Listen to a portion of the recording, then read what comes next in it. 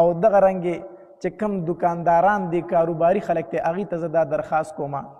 چې د رمضان المبارک میاشت راله نو ځان ته دا خبره مخې ته که وایي دا د نیکو ګټلو میاشت ده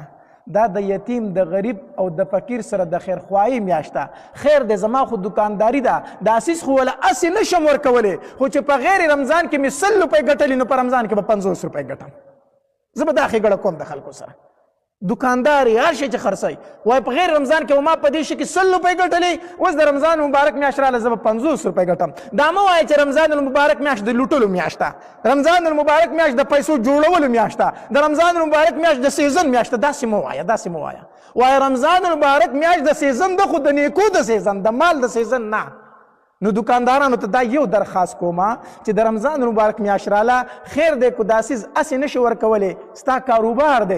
ګټه کوه خو چې په غیر رمضان کې دې څومره ګټه کوله اوس د هغې په نیمه باندې ګټه کوه الله تبارک وتعالی په تعالی ډېر اجر درکړي چې هغه انسان په دې څیز باندې روژه ماتوي او تا سره د خپل طرفه خیرخواهي کړې ده الله تبارک وتعالی به پکې تعالی هم اجر درکوي تعالی هم اجر درکوي نو د اوس نه دا قصد وکړو دکانداران حضراتو چې د رمضان مبارک په میاشت کې به شیزونه ګرانه و نه ارزانه وبه